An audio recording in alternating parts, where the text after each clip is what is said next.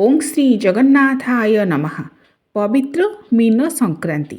संक्रांति अर्थात संक्रमण, अयन, चलन बा गति। ज्योतिष शास्त्र अनुजाई आमर 12टी राशि रही, सही अनुजाई 12टी संक्रांति एवं तदनुजाई 12 जन संक्रांति पुरुष रही। सूर्यदेव जितेबाला गोटे राशि अन्य राशि को गमन करती बा चलन करती बा गति करती, सही राशिर नाम सही संक्रांति होता है। तेबे सौर मासर प्रथम दिन भाव में संक्रांति को गणना करा जाए। संक्रांति को निरंश दिवस अर्थात न रस निरंश न कर्म अर्थात कौनसी शुभ कर्म करा जाए नहीं, शुभ कर्म निषेध थाए। कौनसी प्रकार मांगलिक कार्य यात्रा करिबा, हल करिबा, भूमि खनन करिबा, एपरिकी संध्या गायत्री सायं संध्या मध्य करा जाए नहीं संक्रांति दिन। तेबे चलित वर्ष मीन संक्रांति 14 मार्च गुरुवार दिन द्विजा नक्षत्र एवं मेष राशि रे पड़ुछि, जेउ दिन गुरु पंचमी व्रत मध्य पड़ुछि। फाल्गुन मास शुक्ल पक्ष पंचमी दिन रे एही मीन संक्रांति पड़ुछि। मीन मासर प्रथम दिन हेउछि मीन संक्रांति एवं आसंतु जानिबा एही मीन संक्रांति रे कोन करिवे। कारण संक्रांति रे आमे केते गुडिये विधि को अनुसरण करिथाउ। जेहेतु सूर्य गोटे राशि अन्य राशि को गमन करती, जेपरि भाव में राशि नक्षत्र प्रभावित होइथांती ज्योतिष शास्त्र अनुजाई, तदनुजाई आमे मध्य पूजा पद्धति को अनुसरण करिथाउ।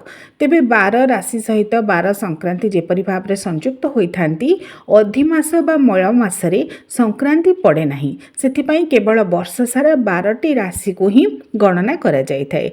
तेबे मीन मासर प्रथम दिन हेउछि मीन संक्रांति। आमर 12टी राशि जहाँ वृष, मिथुन, कर्कट, सिंह, कन्या, तुला, बिछा, धनु, मकर, कुंभ एवं मीन।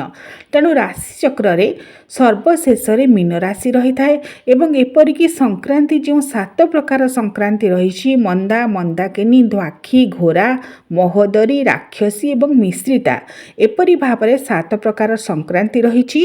तन्मध्यरु धनु, मिथुन, कन्या एवं मीन राशि षड़शीति संक्रांतिर अंतर्भुक्त। तेबे मीन संक्रांति दिन कौन करिवे आसंतु जानिबा। सर्वप्रथम ब्रह्म मुहूर्त रे स्नान करिवे, कारण एही दिन स्नान को विशेष भाव में गुरुत्व दिया जाइछि। ब्रह्म मुहूर्त रे तीर्थ जल रे स्नान करिबा आवश्यक। जदि कौनसी नदी बा तीर्थ जल रे स्नान करिबा पई सुविधा पाउनांती, आधुनिक जुग रे प्रायतः समस्त घर मानकरे आमे माने स्नान करूछे, तेबे जल रे किछि गंगा जल अथवा तीर्थ जल को मिसाई ओं गंगेश्च जमुने चैव गोदावरी सरस्वती नर्मदे सिंधु कावेरी जलेस्मिन् सन्निधिं कुरु, एही मंत्र को उच्चारण करी स्नान करिवे एवं सेथिरु किछि ओं विष्णु विष्णु विष्णु 3 थर जप करी मस्तकरे ताहाको सिंचन करिवे। स्नान करिबा परे पर विधि होउछि सूर्य को अर्घ्य प्रदान करिबा। विशेष भाव में संक्रांति दिवसटी जेहेतु सूर्यदेव को समर्पित, कारण एही दिन सूर्य गोटे राशि अन्य गोटे राशि को चलन करिथांती। सेथिपई पवित्र मीन संक्रांति रे ब्रह्म मुहूर्त रे स्नान करिबा परे सूर्य को अर्घ्य देवे। तंबा बा पित्तल लोटारे जल, गंगा जल, किछि नाली पुष्प, किछि अक्षत अर्थात अभंगा अरुआ चाउल, ता सहित किछि कुश, चंदन यह सब को मिश्रण करी तंबा बा पित्तल लोटारे नहीं पूर्वाभिमुख होई सूर्यदेव उद्देश्य रे अर्घ्य प्रदान करिवे।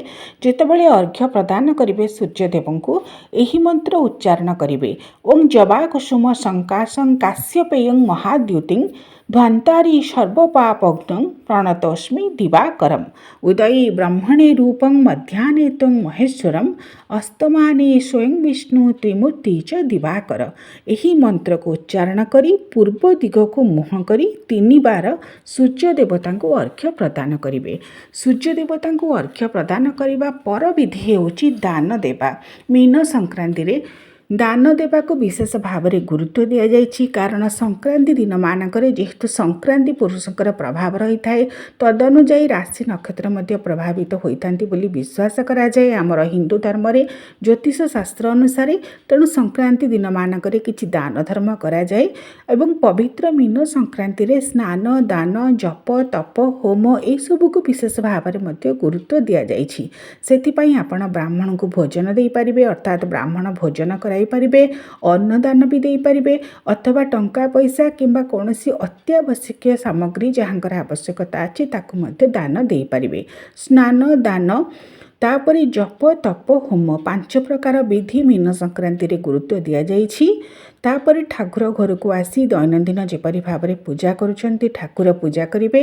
ଯଦି ଘରେ ଶାଳଗ୍ରାମ ରଖିଛନ୍ତି ଶାଳଗ୍ରାମ ଅଥବା ଛୋଟ ଶିବଲିଙ୍ଗ ଯଦି ଘରେ ରଖିଛନ୍ତି ତେବେ ତାଙ୍କୁ ପଞ୍ଚାମୃତରେ ସ୍ନାନ କରିବେ ଅର୍ଥାତ୍ କ୍ଷୀର ଦହି ଘିଅ ମହୁ ନବାତ ବା ଶର୍କରାରେ ପଞ୍ଚାମୃତରେ ଭଲ ଭାବରେ ଶୁଦ୍ଧ ସ୍ନାନ କରାଇବେ। ପଞ୍ଚ ଉପଚାରରେ ଅର୍ଥାତ୍ ଗନ୍ଧ ପୁଷ୍ପ ଧୂପ ଦୀପ ନୈବେଦ୍ୟ ଦେଇ ଦୈନନ୍ଦିନ ଠାକୁର ଯେପରି ପୂଜା କରୁଛନ୍ତି ସେପରି ଭାବରେ ପୂଜା କରିବେ ଏବଂ ମୀନ ସଂକ୍ରାନ୍ତି ଦିନ ଶିବ ଶମ୍ଭୁଙ୍କୁ ମନ୍ଦିରରେ ଦର୍ଶନ କରିବେ।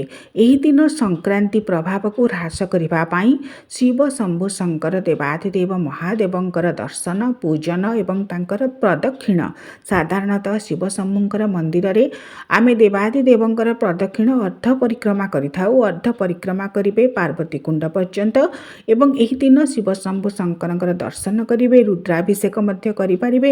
ମା କାଳୀଙ୍କର ପୂଜା ସହିତ ପ୍ରଭୁ ହନୁମାନଙ୍କୁ ଏହି ଦିନ ମଧ୍ୟ ପୂଜା କରାଯାଏ ସର୍ବରିଷ୍ଟ ଖଣ୍ଡନ କରିବା ନିମିତ୍ତ। କାରଣ ସଂକ୍ରାନ୍ତିକୁ ଯେହେତୁ ନିରଂଶ ଦିବସ ବୋଲି କୁହାଯାଏ କୌଣସି ମାଙ୍ଗଳିକ କର୍ମ କରାଯାଏ ନାହିଁ। କାଳେ କୌଣସି ଗ୍ରହ ନକ୍ଷତ୍ରଙ୍କର ପ୍ରଭାବ ପଡ଼ିବ ସର୍ବାରିଷ୍ଟ ଖଣ୍ଡନ କରିବା ପାଇଁ ଶିବ ଶମ୍ଭୁ ଶଙ୍କର ମା ମହାକାଳୀ ଏବଂ ହନୁମାନଙ୍କୁ ଏହି ଦିନ ପୂଜା କରାଯାଏ। ଏବଂ ଯେହେତୁ ଚଳିତ ବର୍ଷ 14 ମାର୍ଚ୍ଚ ଗୁରୁବାର ଦିନ ଦ୍ୱିଜା ନକ୍ଷତ୍ରରେ ପବିତ୍ର ମୀନ ସଂକ୍ରାନ୍ତି ପଡ଼ୁଛି ଏହାର ପୁଣ୍ୟ କାଳ ଅର୍ଥାତ୍ ଶୁଭ ମୁହୂର୍ତ୍ତ ମଧ୍ୟରାତ୍ର 12:46ରୁ ଆରମ୍ଭ ହେଉଛି। ତେଣୁ ଏହି ଦିନ ସାରା ହିଁ ସ୍ନାନ ଦାନ ଜପ ତପ ହୋମ ଏସବୁ ପୁଣ୍ୟ କାର୍ଯ୍ୟ କରିପାରିବେ। ଏବଂ ଯଦି ଘରେ ସଂକ୍ରାନ୍ତି ହୋମ କରୁଥାନ୍ତି ତେବେ ବ୍ରାହ୍ମଣଙ୍କୁ ଡକାଇ ସଂକ୍ରାନ୍ତି ହୋମ ଭଲ ଭାବରେ କରିବେ। ଏହି ଦିନର ବିଶେଷ ମନ୍ତ୍ର ହେଉଛି ଶିବ ପଞ୍ଚାକ୍ଷରୀ ମନ୍ତ୍ର ଶିବ ଷଡ଼ାକ୍ଷରୀ ମନ୍ତ୍ର ମହାମୃତ୍ୟୁଞ୍ଜୟ ମନ୍ତ୍ର ଅର୍ଥାତ୍ ଓಂ ତ୍ରୟମ୍ବକଂ ଯଜାମହେ ସୁଗନ୍ଧିଂ ପୁଷ୍ଟିବର୍ଦ୍ଧନଂ ଉର୍ବାରୁକମିବ ବନ୍ଧନାତ୍ ମୃତ୍ୟୁର୍ମୁକ୍ଷୀୟମାମୃତାତ୍। ମହାମୃତ୍ୟୁଞ୍ଜୟ ମନ୍ତ୍ରକୁ ଜପ କରିବେ ଏବଂ ତା ସହିତ ମା ବଗଳାମୁଖୀଙ୍କର ମନ୍ତ୍ରକୁ ମଧ୍ୟ ଜପ କରିବେ। ପବିତ୍ର ମୀନ ସଂକ୍ରାନ୍ତି ଅବସରରେ ସମସ୍ତଙ୍କୁ ଅନେକ ଅନେକ ହାର୍ଦ୍ଦିକ ଅଭିନନ୍ଦନ। ଓಂ ଶ୍ରୀ ଜଗନ୍ନାଥାୟ ନମଃ।